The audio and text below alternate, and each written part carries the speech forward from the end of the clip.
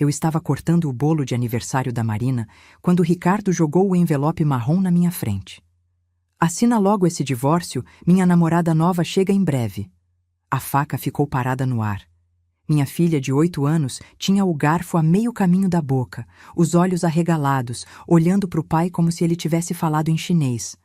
Eu senti minha garganta fechar, não de choque, mas de raiva contida. Porque eu já sabia.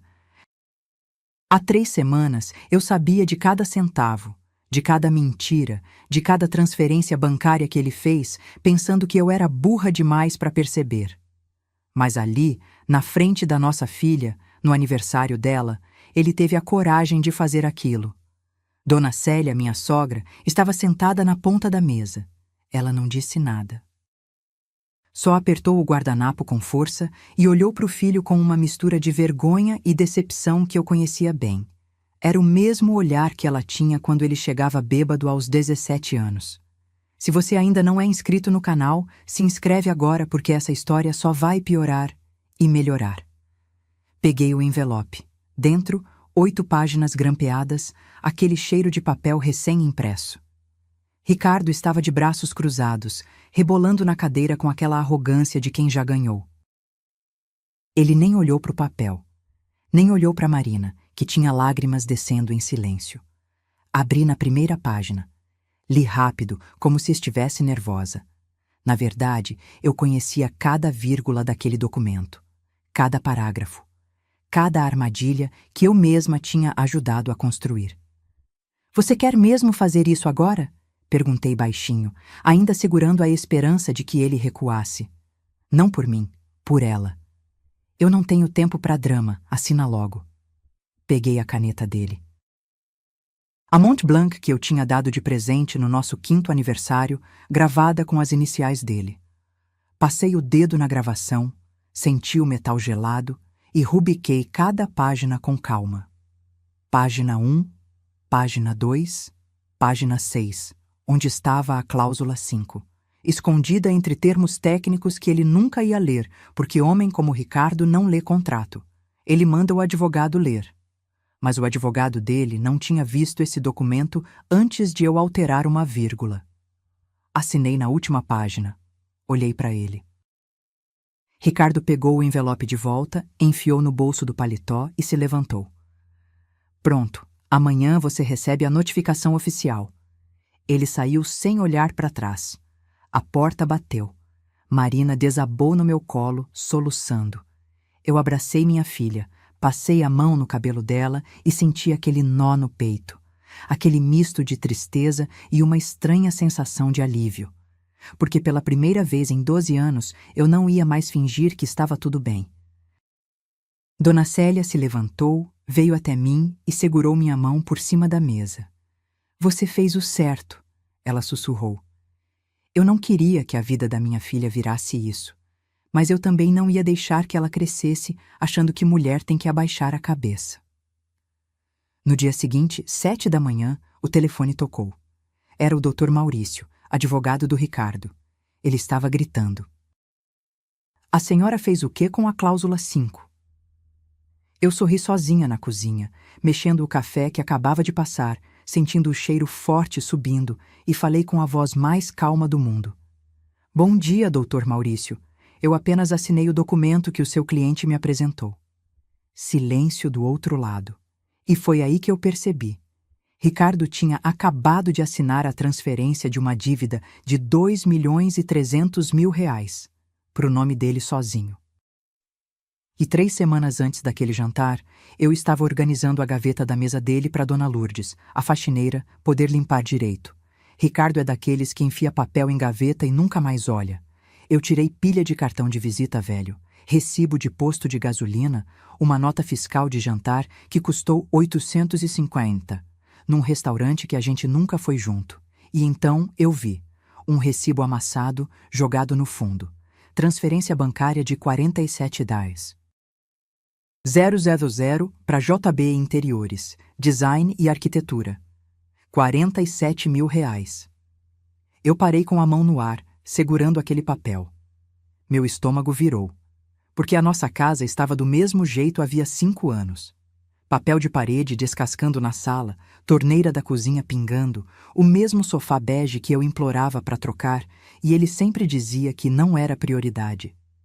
Sentei na cadeira dele, ainda segurando o recibo, e senti aquele cansaço nas pernas. Aquele cansaço que não é de corpo, é de alma. De tanto engolir desculpa. Peguei o celular e liguei para o número que estava no papel, com a voz mais calma que consegui. Alô, bom dia. Eu gostaria de um orçamento para reforma. A moça do outro lado atendeu com aquela voz profissional, alegre. JB Interiores, Design de Interiores. Juliana Borges, em que posso ajudar? Juliana. O nome que ele tinha gemido dormindo 2 semanas antes, quando chegou tarde, cheirando a uísque e perfume que não era o meu. Desliguei sem responder. Fiquei ali, parada, olhando para o recibo. 47 mil reais em decoração, para casa de outra. Eu podia ter gritado. Podia ter ligado para ele no trabalho e feito um escândalo. Mas 10 anos trabalhando como assistente jurídica no escritório de advocacia de família me ensinaram uma coisa: prova vale mais que grito. Documento vale mais que lágrima. Tirei foto do recibo. Guardei o original numa pasta que criei naquele mesmo dia. Uma pasta física, azul, que escondi no armário do quarto de hóspedes. Porque papel não some com senha esquecida. Naquela noite, Ricardo chegou em casa às 10, reclamando de trânsito.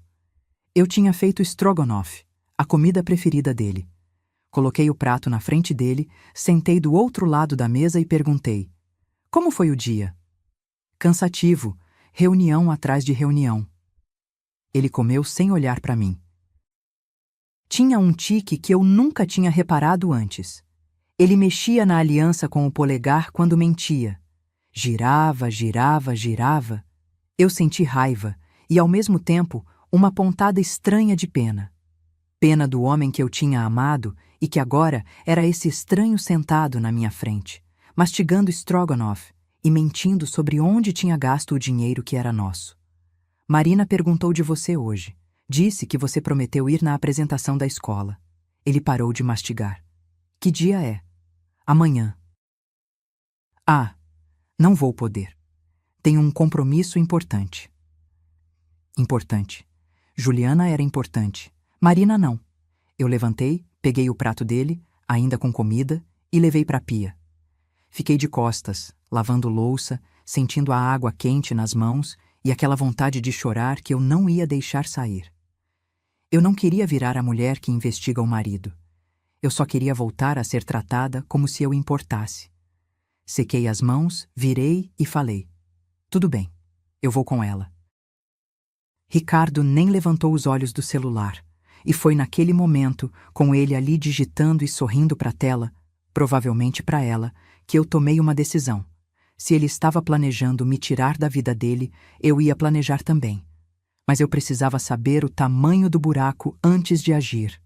E descobri que 47 mil era só o começo. Passei os 3 dias seguintes montando um quebra-cabeça. A pasta azul foi ficando gorda. Extratos bancários que eu pedi no aplicativo do banco. Nossa conta era conjunta. Ele nunca imaginou que eu checava. Prints de transferências, comprovantes, notas fiscais. Tudo organizado por data, com post-it amarelo marcando os valores mais altos. Eu fazia isso de noite, depois que Marina dormia, sentada no chão do quarto de hóspedes com a pasta aberta no colo e uma xícara de chá de camomila esfriando do lado. Minha coluna doía. Eu ficava horas ali, anotando, somando, cruzando informações. E quanto mais eu somava, mais meu estômago embrulhava. 18 meses. Em 18 meses, Ricardo tinha transferido 2.300.000 reais da nossa conta conjunta para uma conta empresarial que eu nunca tinha ouvido falar. RJ Participações Ltda. 2.300.000. Dinheiro da herança da minha mãe, que tinha morrido 3 anos antes e deixado a casa dela para mim. Dinheiro que a gente vendeu porque Ricardo disse que era melhor investir. Dinheiro que eu coloquei na conta conjunta porque confiava. Eu senti a boca secar. Fui até a cozinha, enchi um copo d'água, bebi de uma vez e olhei pela janela. Lá embaixo, o porteiro estava varrendo a calçada. Vida normal, enquanto a minha desmoronava em silêncio. No dia seguinte, no intervalo do almoço no escritório, pesquisei RJ Participações na Receita Federal. A empresa existia. Aberta havia 2 anos. Sócios: Ricardo Mendes Albuquerque e Juliana Borges da Silva. O endereço registrado da empresa? Rua das Acácias, 428, AP 702. Joguei no Google Maps. Um prédio novo, moderno, na Barra. Vidros espelhados, portaria com segurança. O tipo de lugar que Ricardo sempre disse que era ostentação desnecessária. Ele tinha montado uma empresa com a amante, com o meu dinheiro. Voltei para casa naquele dia e fiz algo que não fazia havia anos. Parei na padaria e comprei pão francês quentinho, daqueles que você segura e queima a mão. Cheguei, passei manteiga, sentei com Marina na mesa da cozinha e comi em silêncio, ouvindo ela falar da prova de matemática. Eu precisava daquilo, daquele momento pequeno, daquela normalidade. Porque por dentro eu estava quebrada. Não pela traição, eu já sabia da traição. Mas por perceber que ele tinha me roubado. Friamente, metodicamente. Durante 1 ano e meio. Eu não sabia se o que doía mais era a mentira ou descobrir que eu tinha sido tão fácil de enganar. Naquela noite, quando Ricardo chegou, ele estava diferente, mais atencioso. Trouxe sorvete de sobremesa, Häagen-Dazs, o caro, que ele dizia ser desperdício de dinheiro. Pensei em você, ele disse, com aquele sorriso. Eu olhei para ele e vi um estranho tentando me conquistar de novo. Ou pior, tentando me manter calma enquanto preparava o golpe final. Ele tinha medo. Medo de que eu desconfiasse. Medo de que eu mexesse nas contas. Por isso, o sorvete. Por isso, o sorriso. Comi uma colherada. Chocolate belga, doce demais. Obrigada, eu disse. Ele relaxou. Achou que tinha me comprado por R$ 39,90. Mas naquela mesma noite, enquanto ele dormia, voltei para o quarto de hóspedes, abri a pasta azul e escrevi no topo da primeira folha, com caneta vermelha. Plano: como fazer ele devolver tudo sem destruir as provas. E foi aí que eu lembrei. Dona Célia, minha sogra, tinha me ligado na semana anterior pedindo para conversar. E eu tinha desmarcado.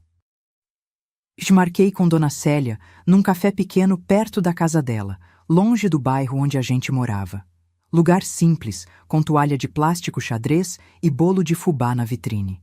Cheguei primeiro. Pedi um pingado e fiquei mexendo na xícara, vendo o açúcar derreter, tentando adivinhar o que ela ia dizer. Esperava sermão, aquela conversa clássica de sogra. Casamento tem altos e baixos, homem é assim mesmo, você precisa ter paciência. Quando ela entrou, de bolsa grande no braço e lenço no pescoço, eu senti aquele aperto no peito. Dona Célia sempre foi elegante, mesmo para os 72 anos. Mas naquele dia ela parecia cansada, olheiras fundas, boca apertada. Sentou na minha frente, pediu um café preto, sem açúcar, do jeito que ela sempre tomou, e ficou me olhando em silêncio por uns 5 segundos que pareceram 5 horas. Então ela disse: eu sei que meu filho está com outra. Senti minha garganta fechar. Não esperava isso. E eu sei que você não merece. Ela abriu a bolsa, tirou um pendrive pequeno, prateado, e colocou na mesa entre nós duas. Empurrou na minha direção com a ponta do dedo, como quem entrega uma arma. O que é isso? Perguntei baixinho. Documentos da RJ Participações, contratos, transferências, tudo que você vai precisar. Eu peguei o pendrive. Estava gelado na minha mão. Por quê? Dona Célia suspirou. Tirou os óculos, limpou com a ponta do lenço e colocou de volta. Quando olhou para mim de novo, tinha lágrimas nos olhos. Porque ele fez isso antes. Como assim? No primeiro casamento, a Patrícia. Ele tinha 26 anos, ela 24. Casaram, tiveram uma conta conjunta. E quando ela descobriu que ele estava com outra, Ricardo esvaziou tudo. Deixou ela sem 1 centavo, sem nada. Eu senti o café subir ácido na garganta. Eu não sabia que ele tinha sido casado antes. Porque ele não conta. Ele tem vergonha, ou deveria ter. Dona Célia mexeu no café, mas não bebeu. Patrícia nunca mais quis saber de homem, até hoje, e eu nunca perdoei meu filho por isso. Mas eu não fiz nada na época. Eu deveria ter feito. Ela segurou minha mão por cima da mesa. A mão dela estava quente, áspera, de quem lavou muita louça na vida. Mas agora eu tenho uma neta, e se o Ricardo destruir você financeiramente, quem vai sofrer é a Marina. Ele não pensa nisso. Nunca pensou em ninguém além dele mesmo. Eu não queria que a sogra do meu marido fosse minha aliada numa guerra. Mas às vezes, a vida te dá as armas mais estranhas. Ele aprendeu isso com o pai? Perguntei. Dona Célia fechou os olhos. Aprendeu. O Mário era assim, infiel, mentiroso, egoísta. Eu aguentei 30 anos porque achei que mulher tinha que aguentar. E olha no que deu. Criei um filho igualzinho. Ela apertou minha mão com mais força. Não repete o meu erro. Não deixa a Marina crescer achando que isso é normal. Eu chorei ali, no meio daquele café vagabundo, segurando a mão da minha sogra e sentindo um alívio estranho. Porque pela primeira vez em semanas, eu não estava sozinha. Dona Célia apagou os cafés. A gente saiu juntas. Na porta, ela me abraçou.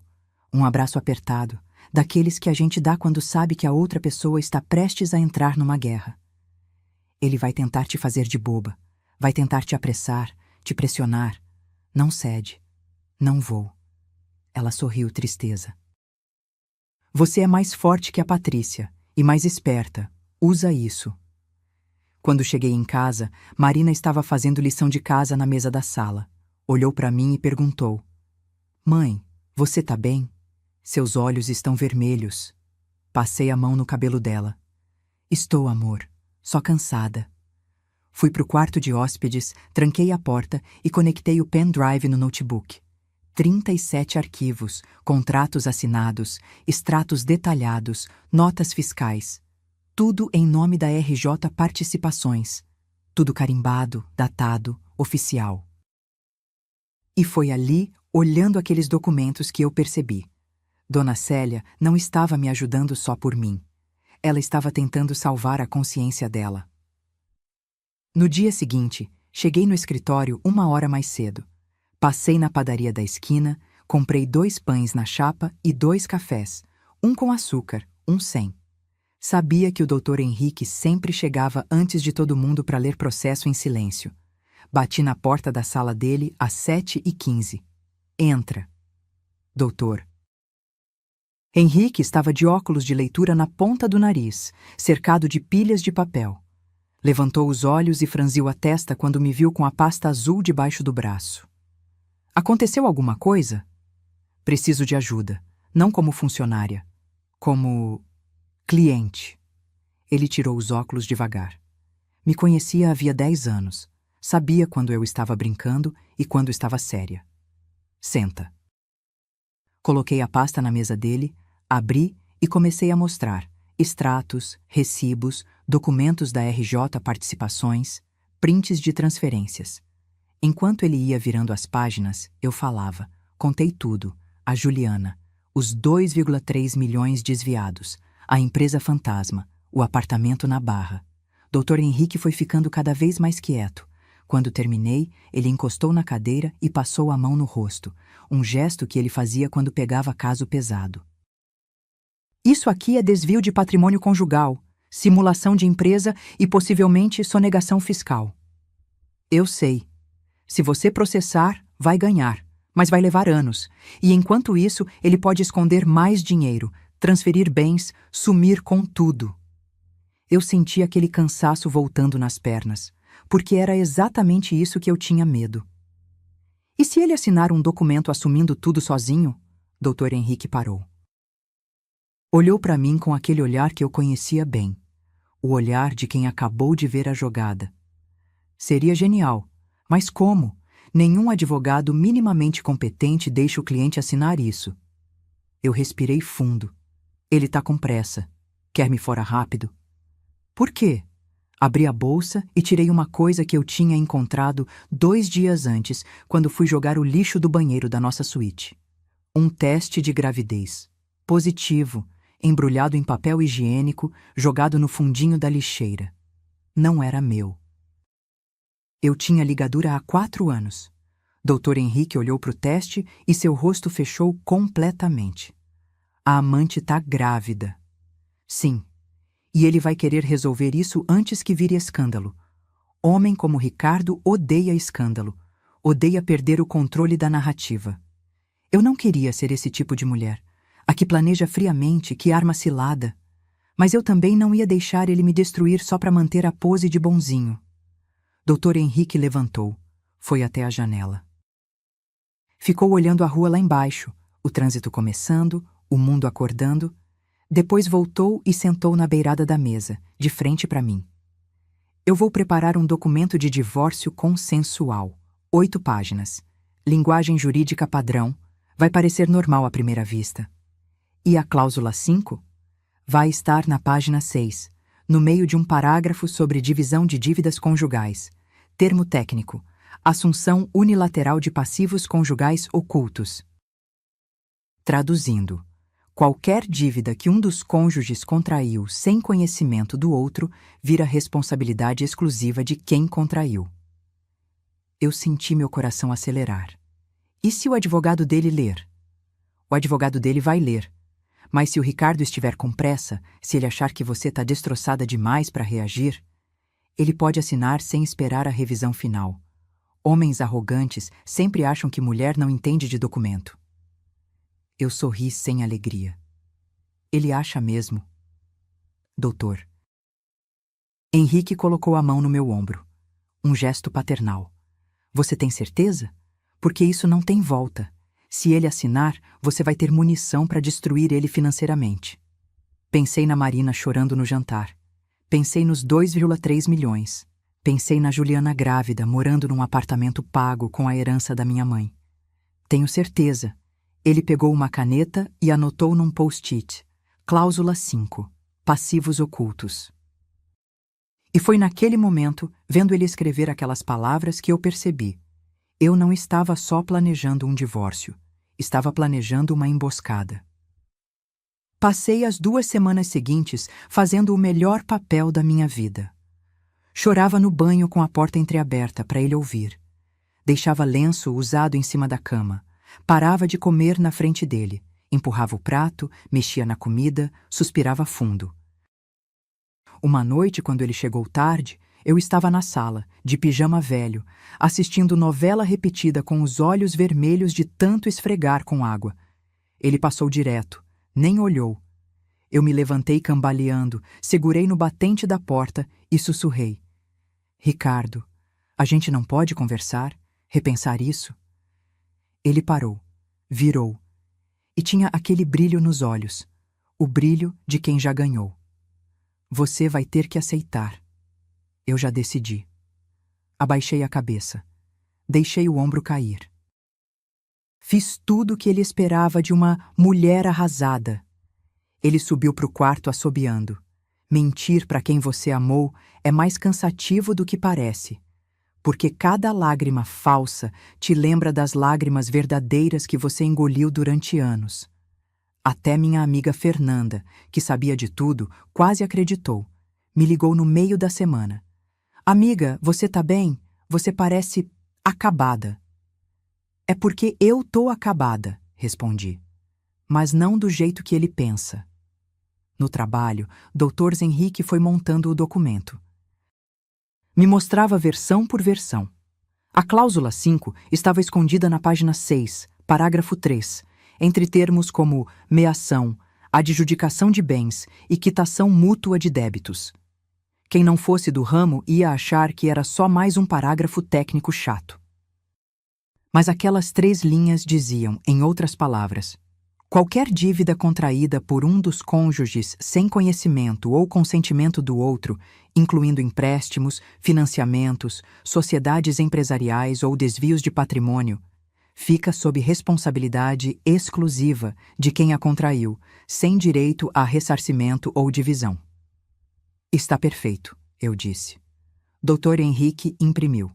8 páginas. Grampeou. Colocou num envelope pardo. Só falta uma coisa, ele disse. Você precisa que ele entregue isso para você. Não pode vir de você. Tem que ser iniciativa dele. Eu sabia, e eu sabia exatamente como fazer. Naquela noite, fui para casa e preparei o jantar favorito dele. Picanha mal passada, arroz de alho, farofa. Coisa que eu não fazia havia meses. Quando ele chegou, a casa estava cheirando a carne grelhada. Ricardo parou na porta da cozinha, desconfiado. O que é isso? Fiz janta. Pensei que, sei lá, a gente podia comer junto, por causa da Marina. Ele relaxou. Achou que eu tinha quebrado. Achou que estava aceitando. Jantamos em silêncio. Marina estava no quarto fazendo lição. Eu servi sobremesa, pudim de leite que a mãe dele ensinava a fazer. Ele comeu 2 fatias. Tá bom, ele disse, quase como elogio. Eu limpei a garganta. Quando você vai... Quando a gente vai resolver isso oficialmente? Ricardo girou a aliança no dedo. O tique dele quando mentia. Ou quando estava tramando. Logo, semana que vem no máximo. No aniversário da Marina? Ele deu de ombros. É só assinar um papel, não precisa ser dramático. Levantei, recolhi os pratos. Senti vontade de jogar aquele prato na cara dele, mas respirei fundo, levei tudo para a pia e lavei com água bem quente, deixando a mão queimar de propósito. Dor física era mais fácil de controlar que dor de raiva. No dia seguinte, Dr. Henrique me ligou. Ele pediu o documento. Meu coração parou. Como assim? O advogado dele, doutor Maurício, me ligou pedindo uma minuta de divórcio consensual. Disse que o cliente está com pressa e quer resolver logo. Eu sorri sozinha no escritório. Manda. E foi aí que eu entendi. Ricardo estava tão apressado em se livrar de mim que nem esperou eu pedir o divórcio. Ele mesmo acelerou a própria armadilha. O bolo de aniversário da Marina tinha 8 velhinhas cor-de-rosa. Ela tinha pedido tema de unicórnio. A gente estava numa pizzaria simples, aquela do shopping que ela adorava desde pequena, com mesa redonda de fórmica e guardanapo de papel. Eu tinha acabado de acender as velas quando Ricardo chegou. Atrasado? Como sempre. Dona Célia já estava sentada. Marina tinha convidado 2 amiguinhas da escola. Eu estava tirando foto com o celular, sorrindo, fingindo que estava tudo bem, quando ele puxou a cadeira, sentou e jogou o envelope marrom na minha frente. Ele nem esperou eu guardar o celular. Assina logo esse divórcio, minha namorada nova chega em breve. O barulho da pizzaria sumiu. As crianças pararam de rir. A amiguinha da Marina deixou o refrigerante cair, o líquido espalhando na mesa, pingando no chão. Marina ficou congelada, o garfo no ar, os olhos arregalados, olhando para o pai como se ele tivesse batido nela. Senti minha boca secar, meu coração batendo tão forte que doía no peito. Mas não era nervoso. Era raiva pura, concentrada, fervendo. Ele fez isso na frente da nossa filha, no aniversário dela, com testemunhas. Dona Célia apertou o guardanapo com tanta força que os nós dos dedos ficaram brancos, mas não disse nada. Ela sabia que isso era parte do plano. Dele, não meu. Ele estava tão desesperado, tão arrogante, que nem conseguia esperar. Peguei o envelope com as 2 mãos. Abri, devagar. 8 páginas grampeadas, cheiro de papel novo, logotipo do escritório do Dr. Maurício no topo. Fingi que estava lendo rápido, mas eu conhecia cada vírgula, cada parágrafo, cada armadilha. Página 1, divisão de bens. Página 2, guarda compartilhada. Página 6, parágrafo 3, cláusula 5. Você quer mesmo fazer isso agora? Sussurrei, olhando para ele. Aqui? Ricardo cruzou os braços. Tinha aquele sorriso de canto de boca, o sorriso de quem já ganhou, de quem está assistindo o adversário se ajoelhar. Eu não tenho tempo para drama. Assina logo. Olhei para Marina. Minha filha estava com lágrimas descendo, quietas, tentando não fazer barulho. As amiguinhas dela olhavam para o chão, constrangidas. Eu podia ter me levantado, Podia ter rasgado aquele papel na cara dele. Podia ter gritado. Mas eu respirei fundo. Peguei a caneta que ele tinha deixado em cima da mesa. A Mont Blanc gravada com as iniciais dele. Aquela que eu tinha dado no nosso 5º aniversário. Passei o dedo na gravação. O metal estava gelado. Pensei em todos os contratos que eu tinha visto passar por aquele escritório em 10 anos. Todas as mulheres que tinham saído de lá sem nada porque confiaram, porque não leram, porque acharam que amor era garantia. Eu não ia ser mais uma. Rubricei a primeira página. Devagar. Com calma. Segunda página. Terceira. Sexta.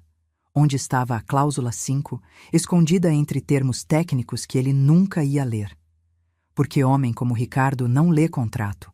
Ele assina. Ele manda. Ele confia que está no controle. Terminei na 8ª página. Assinei meu nome completo. Coloquei a data. 15 de março de 2025. Empurrei o documento de volta para ele. Ricardo pegou sem olhar, enfiou no bolso do paletó, levantou e disse: "Pronto, amanhã você recebe a notificação oficial." Ele saiu. Nem olhou para Marina. Nem olhou para a mãe dele. A porta do restaurante bateu. Marina desabou no meu colo, soluçando alto, daquele jeito que criança chora quando o mundo dela desmorona. Abracei ela com força, passei a mão no cabelo dela, senti o corpinho pequeno tremendo. As amiguinhas foram embora sem comer bolo. Dona Célia veio sentar do meu lado. Segurou minha mão por baixo da mesa, apertou forte e sussurrou no meu ouvido. Ele não leu. Eu sei. Ela sorriu tristeza. Meu filho acaba de assinar a própria sentença. Levei Marina para casa. Dei banho nela. Coloquei para dormir. Cantei a música de ninar que eu cantava desde que ela era bebê. Quando ela finalmente dormiu, fui pro quarto de hóspedes, sentei no chão, encostei a cabeça na parede e finalmente chorei. Chorei pela Marina. Pelo casamento que acabou, pela mulher que eu fui e que nunca mais ia ser. Mas também chorei de alívio, porque pela primeira vez em 12 anos eu não ia mais fingir. E na manhã seguinte, às 7 horas, o telefone tocou. E 7 da manhã. Eu estava na cozinha, ainda de roupão, passando café. Marina dormia. A casa estava em silêncio, só o barulho do café pingando no bule, aquele cheiro forte subindo. O telefone tocou. Olhei para o visor. Dr. Maurício Andrade, advocacia. Atendi no segundo toque. Alô? A senhora alterou a cláusula 5. A voz dele veio tão alta que tive que afastar o celular da orelha. Dr. Maurício estava gritando. Gritando mesmo, daquele jeito que advogado de 30 anos de carreira não grita. Bom dia, doutor. Maurício, respondi, com a voz mais calma do mundo, mexendo o café com a colherinha. Tudo bem? Não está tudo bem. A senhora incluiu uma cláusula de transferência unilateral de passivos. Isso é fraude. Peguei a xícara, levei até a mesa, sentei. Minha mão estava tremendo, não de medo, de adrenalina, mas minha voz saiu firme. Doutor Maurício, eu apenas assinei o documento que o seu cliente me apresentou.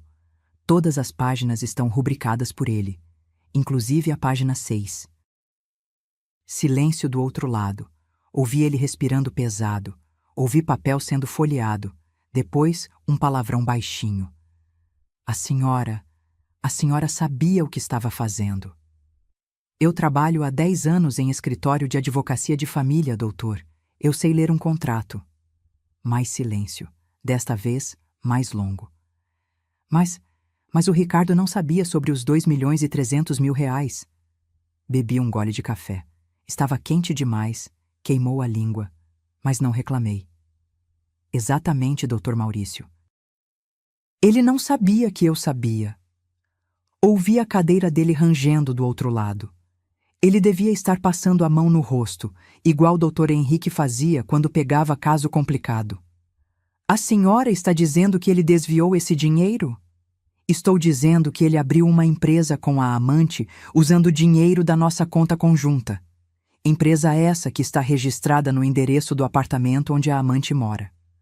Apartamento reformado com 47 mil reais que também saíram da nossa conta. Tudo documentado. Silêncio mortal. Eu não queria gostar daquilo. Não queria sentir prazer em ver o advogado dele percebendo que o próprio cliente tinha se enterrado. Mas, sinceramente, eu gostei. Doutora... Ele parou. A senhora não é advogada. Não sou, mas sou assistente jurídica há uma década. E aprendi que documento assinado é documento valendo. Dr. Maurício pigarreou. Quando voltou a falar, a voz estava diferente, mais baixa. Profissional, mas derrotada. A senhora tem provas disso? Tenho extratos bancários, contratos sociais, recibos, notas fiscais e prints de transferências.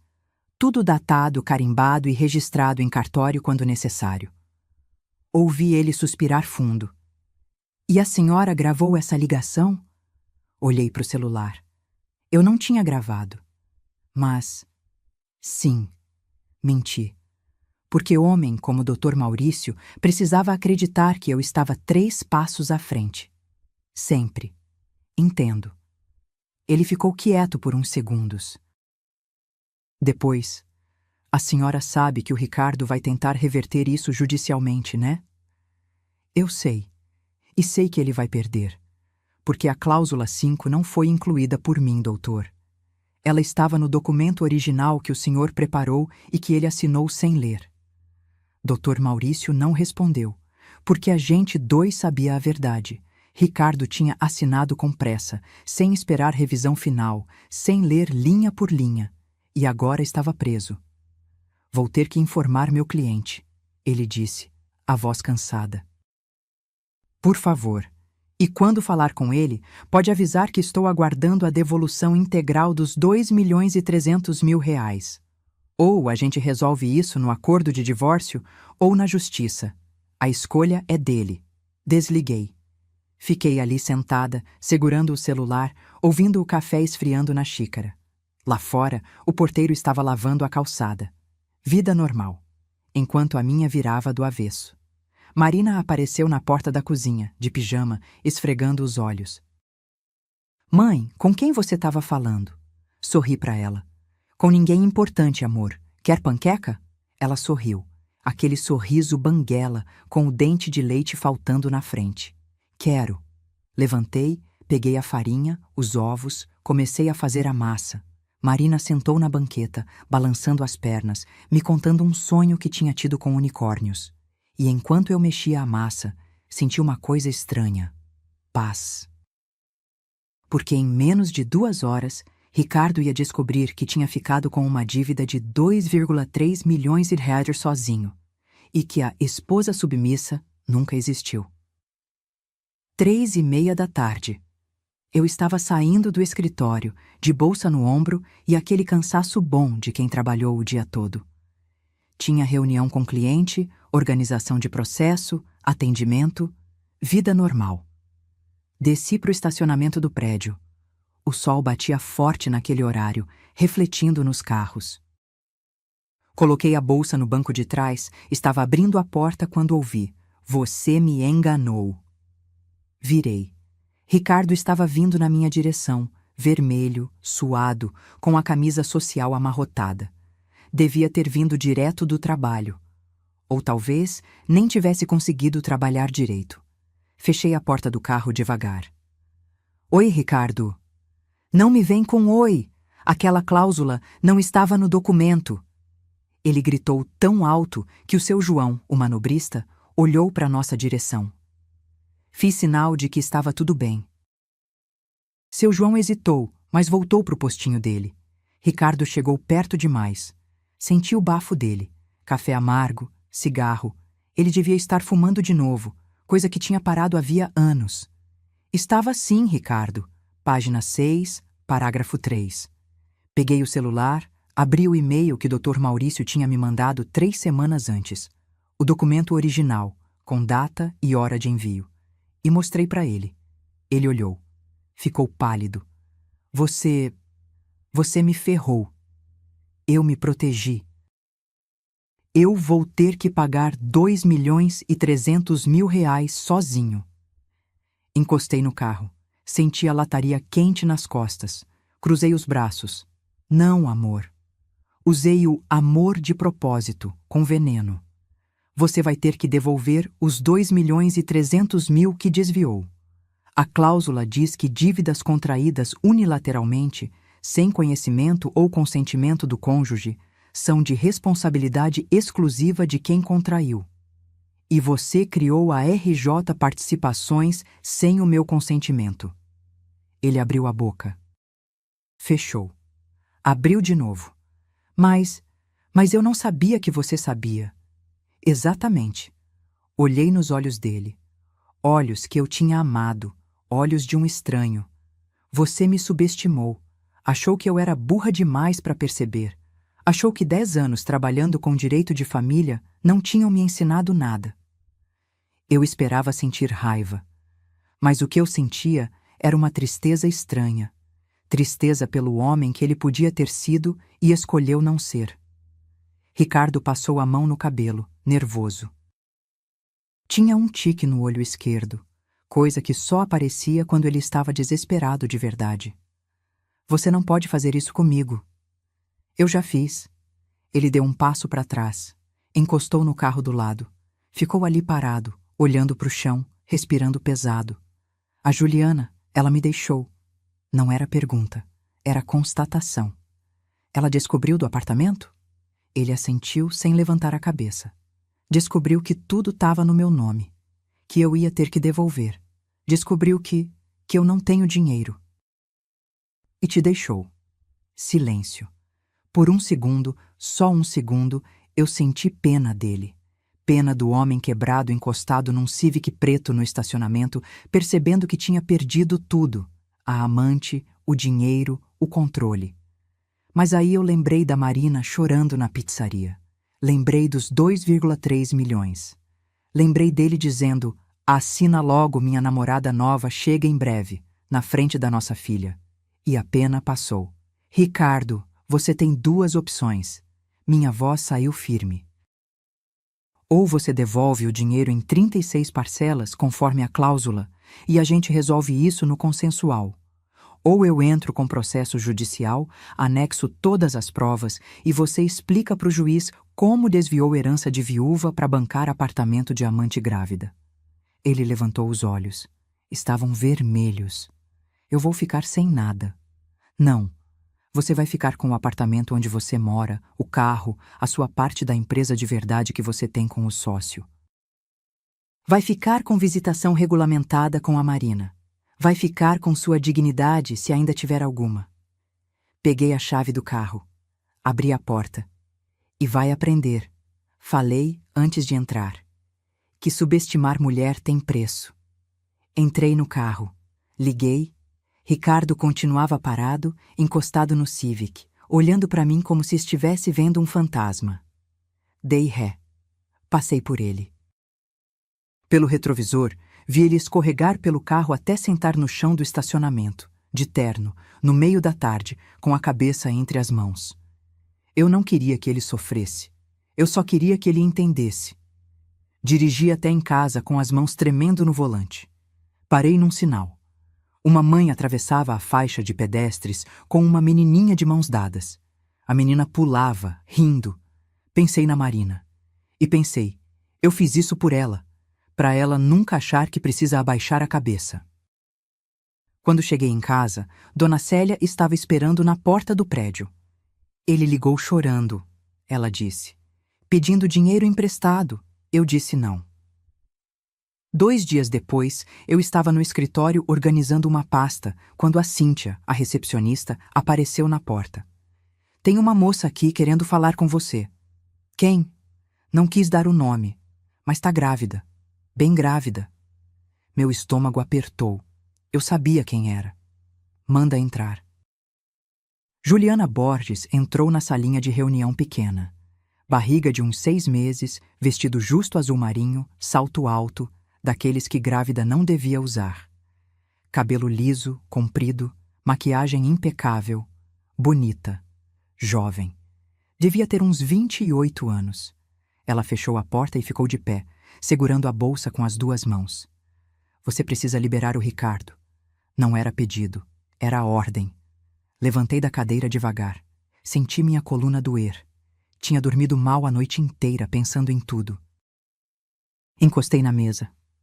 Senta. Eu não vou. Senta, Juliana. Ela hesitou, mas sentou. Colocou a bolsa no colo, numa postura defensiva. Peguei um copo de papel, enchi de água no filtro e coloquei na frente dela. Gesto automático. Grávida precisa de água. Minha mãe tinha me ensinado isso. Eu não queria odiar ela. Ela também tinha sido enganada.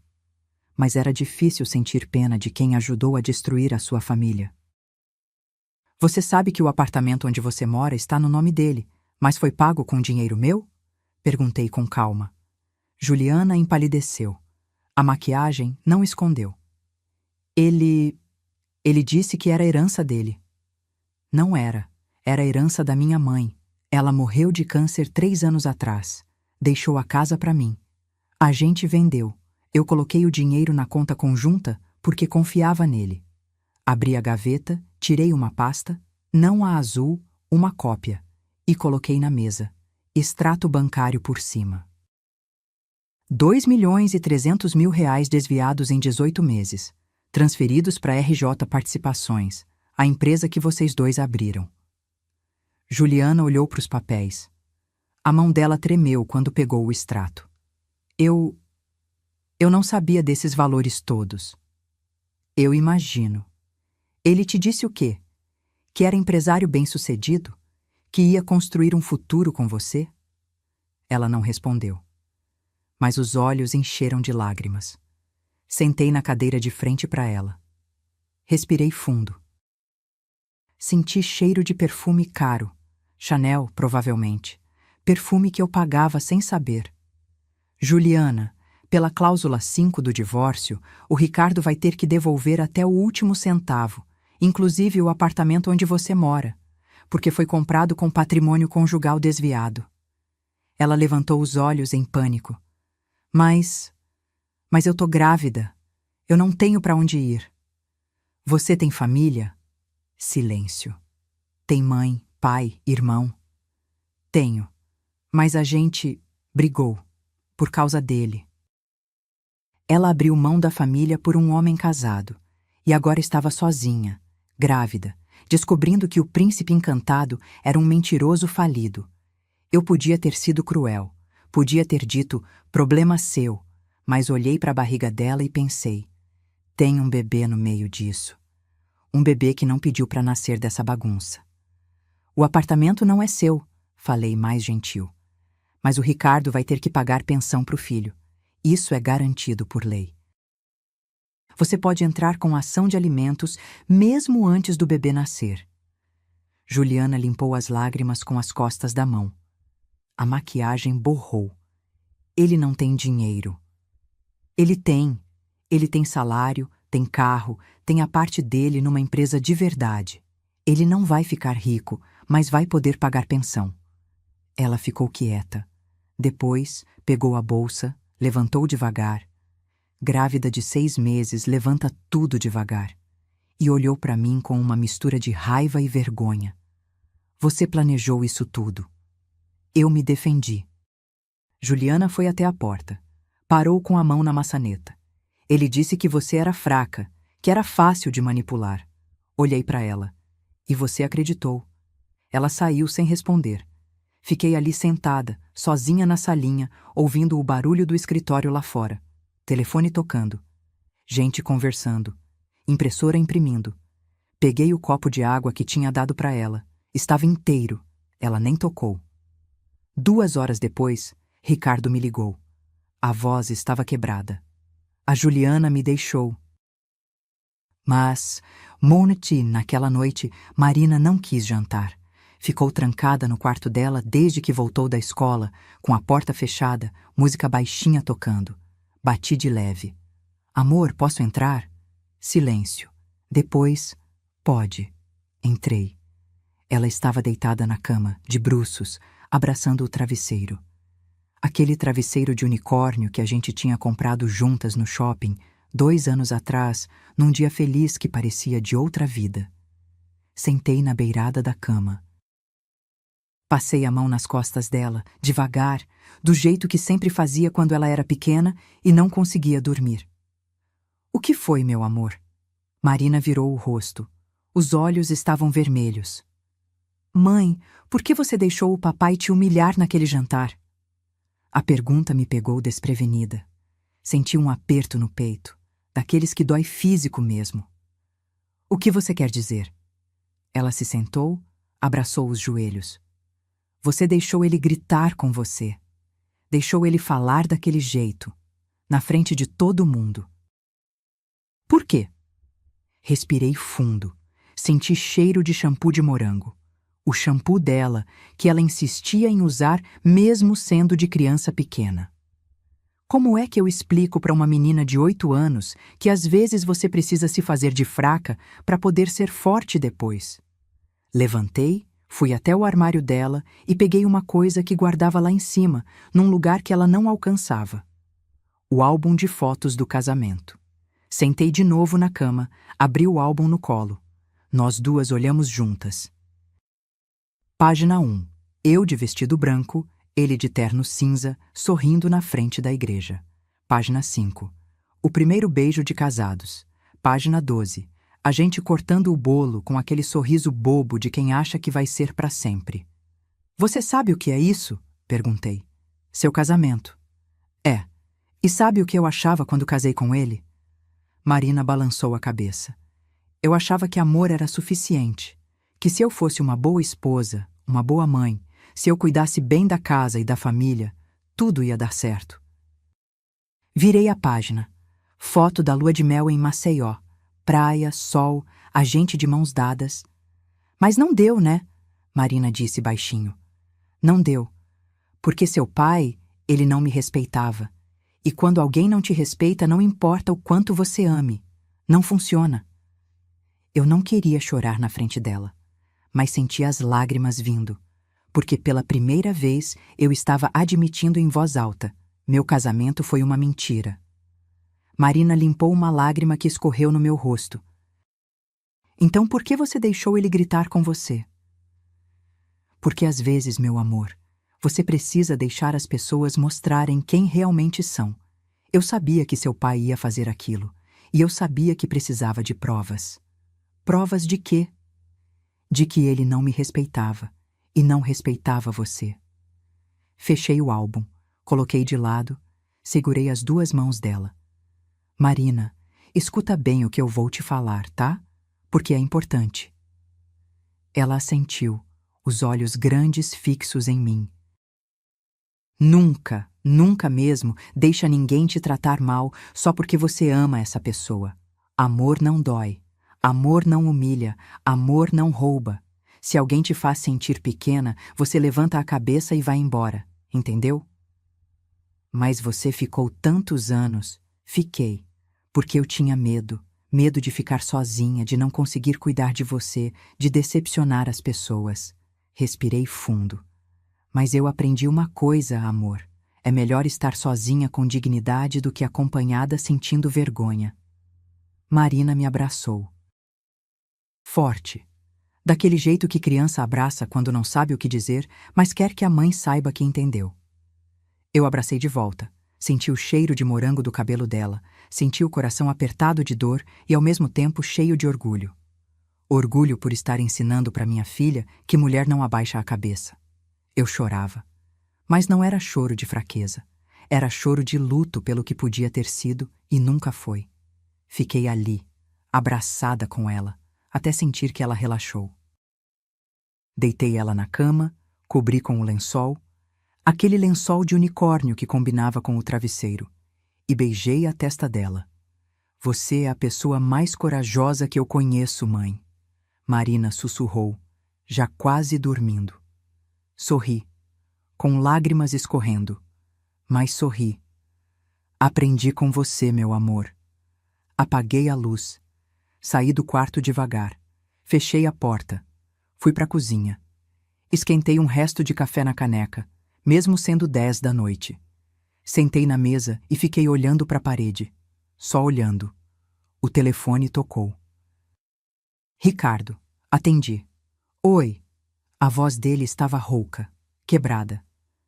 A gente pode conversar? Marquei com Ricardo numa cafeteria perto do escritório. Lugar neutro, público, com gente em volta. Não queria conversa dentro de casa, com Marina podendo ouvir. Cheguei primeiro. Pedi um café preto, sem açúcar. Tinha enjoado de doce. Fiquei mexendo na xícara, vendo o líquido escuro formar redemoinhos, quando ele entrou. Ricardo parecia 10 anos mais velho. Barba por fazer. Olheiras fundas, camisa amarrotada. Ele, que sempre foi meticuloso com roupa, que passava ferro até em camiseta. Sentou na minha frente sem pedir nada. Só sentou. Ficamos ali em silêncio, uns 30 segundos que pareceram 30 minutos. O barulho da cafeteria em volta. Máquina de café apitando, gente rindo, cadeira arrastando. Vida normal, enquanto a nossa explodia. Ele pigarreou. A voz saiu rouca. Eu errei. Não respondi. Só esperei.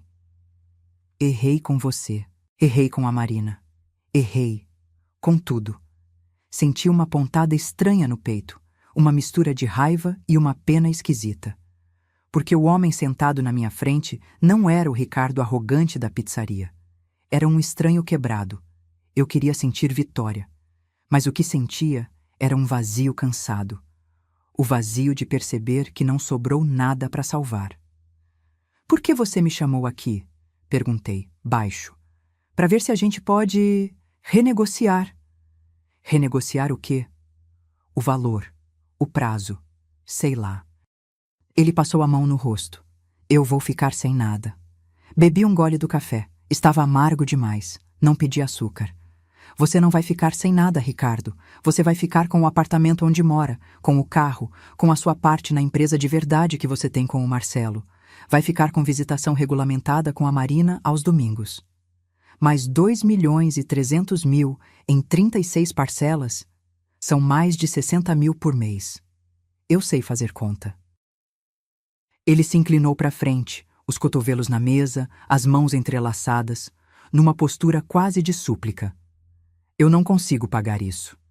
Deveria ter pensado nisso antes de desviar o dinheiro. Mas eu não sabia que você ia descobrir. A frase ficou no ar. Ele percebeu o que tinha dito. Percebeu que tinha acabado de admitir, em voz alta, que planejava me roubar e sumir. Eu olhei nos olhos dele. Olhos castanhos que eu tinha amado. Olhos que agora pareciam de outra pessoa. Ricardo, você me humilhou na frente da nossa filha. No aniversário dela. Desviou 2.300.000 da herança da minha mãe. Montou uma vida paralela por 1 ano e meio. E só está aqui porque perdeu. Ele abaixou a cabeça. Eu sei. Você não está arrependido de ter feito. Você está arrependido de ter sido pego. Silêncio, porque era verdade. Vi uma lágrima cair no tampo da mesa. Ricardo estava chorando, sem fazer barulho, sem drama, só chorando. Parte de mim queria estender a mão, tocar no braço dele e dizer, vai ficar tudo bem. Mas eu não podia, porque perdoar agora seria trair tudo que eu tinha lutado para conquistar. Você tem 2 opções, falei firme. Paga em 36 parcelas conforme a cláusula. Ou eu entro com processo, anexo todas as provas e você explica para o juiz e para Marina, quando ela crescer, como gastou a herança da avó dela para bancar apartamento diamante. Ricardo levantou os olhos. Por favor. Não. Não tem por favor. Tem consequência. Abri a bolsa, tirei um documento que Dr. Henrique tinha preparado. Contrato de parcelamento da dívida. 3 páginas. Letra miúda. Tabela com valores, datas, juros de 1% ao mês. Coloquei na frente dele. Assina. Ricardo pegou o papel com a mão tremendo. Leu a primeira página. Começou a ler a segunda, mas desistiu no meio. Cansaço, derrota, ou simplesmente o mesmo padrão de sempre. Não ler o que assina. Peguei uma caneta da bolsa. Não a Montblanc. Uma caneta comum. Bique azul. Ele assinou. 3 páginas. Rubricou, datou. Guardei o documento na bolsa. Primeira parcela vence dia 5 do mês que vem. R$ 63.889. Ricardo encostou na cadeira. Parecia menor, encolhido. E a Juliana? Perguntei. Não sei por que perguntei. Curiosidade mórbida, talvez. Foi embora. Voltou para Goiânia. Vai ter o bebê lá. Você vai pagar pensão? Vou, quando nascer. Ele olhou para mim. Você sabia que ela estava grávida antes de eu saber? Sabia? Achei o teste de gravidez no lixo. Ele quase sorriu. Quase. Um sorriso amargo, de quem percebeu que foi xadrez do começo ao fim. Você é mais inteligente do que eu jamais imaginei. Levantei. Peguei a bolsa. Não, Ricardo. Você só me subestimou. Deixei dinheiro para pagar o café na mesa e saí. Lá fora, o sol estava se pondo. Céu alaranjado, trânsito pesado, buzina, gente correndo para o ônibus. São Paulo em movimento. Respirei fundo. Senti o ar frio entrando nos pulmões. Eu tinha vencido. Mas vitória não era alegria. Era só alívio. E enquanto andava até o carro, pensei, agora começa a parte mais difícil. Reconstruir. 6 meses depois. Estou no auditório da faculdade, de beca preta, segurando o diploma. Pós-graduação em Direito de Família. 2 anos fazendo aula de noite, escondida, enquanto Ricardo achava que eu estava em reunião de book club. Olho para a plateia. Marina está na primeira fileira, ao lado da dona Célia. Minha filha está com um vestido amarelo, sorrindo com aquele sorriso banguela que agora tem dente novo crescendo. Ela faz sinal de positivo com a mão. Eu sorrio de volta, sentindo os olhos arderem. Eu não sabia se ia conseguir chegar até aqui. Teve noite que pensei em desistir, em aceitar ser só a ex-mulher do Ricardo. Mas olhando para Marina, eu lembrei. Exemplo se dá, não se fala. Doutor. Henrique está sentado 3 fileiras atrás, de terno cinza. Aquele sorriso discreto de orgulho. Depois da cerimônia, na porta do auditório, ele me puxa de lado. Parabéns, doutora Andréia. Sorrio. Doutora, ainda sou estranho. Obrigada, por tudo. Eu tenho uma proposta, ele diz, sério. Sociedade no escritório, 20%. Você cuida da área de direito conjugal. Meu coração dispara. Sinto aquele frio na barriga. Não de medo, de emoção pura. Eu aceito. A gente aperta as mãos. Acordo fechado. No caminho de casa, paro no banco. Gerente me recebe numa salinha reservada, aquelas que tem café e bolacha. Abro a poupança que criei para Marina 3 meses atrás. R$ 1.500.000. Herança da avó dela. Finalmente no lugar certo. Quando ela fizer 18, isso aqui vai pagar a faculdade que ela quiser, falo para a gerente. Ele sorri. E a senhora vai fazer o quê com o resto? Respiro fundo. 800 mil vão para doação. Abrigo de mulheres vítimas de violência econômica. Assino os papéis. Autorização de transferência. Comprovante. Tudo certinho. Documentado. Porque dinheiro sujo só vira limpo quando serve para coisa boa. À noite, em casa, Marina já dormindo. Vou pro meu novo escritório. O quarto de hóspedes que virou meu espaço. Mesa nova, computador novo, estante com livros de direito. E na mesa, num porta-canetas de cristal que Dona Célia me deu de presente de formatura, está ela, a caneta Montblanc. Aquela que eu dei pro Ricardo no 5º aniversário de casamento. Aquela que ele usava para assinar contratos importantes. Aquela que eu usei para rubricar o divórcio que ele nem leu. Pego a caneta. Sinto o peso dela na mão. O metal gelado. A gravação das iniciais dele que nunca vou apagar, porque não é sobre esquecer, é sobre ressignificar. Abro o caderno novo, capa dura, preta, cheirando a papel fresco, e escrevo na primeira página. Lições que aprendi. 1. Quem não lê o que assina, assina o próprio fim. 2. Mulher subestimada é mulher perigosa. 3. Dignidade não se negocia. Jamais. Fecho o caderno. Coloco a caneta de volta no porta-canetas. Olho pela janela. São Paulo lá embaixo, iluminada, barulhenta, viva. Marina dormindo no quarto ao lado. Dona Célia que me liga todo domingo para saber como estamos. Doutor Henrique que acreditou em mim. Fernanda que nunca duvidou. Eu não estou sozinha. Nunca estive. A vida que eu construí agora é minha. E ninguém vai tirar isso de mim. E quando Marina me perguntou, semana passada, o que eu aprendi com tudo isso, eu disse que recomeçar não é falhar, é escolher não aceitar migalha quando você merece a mesa inteira. E você? Já passou por uma situação onde precisou se defender de quem amava? Conta aqui nos comentários. Se essa história tocou seu coração, deixa seu like, se inscreve no canal e ativa o sininho para não perder as próximas. E me conta, de onde você está assistindo essa história? Um abraço e lembra, você é mais forte do que imagina.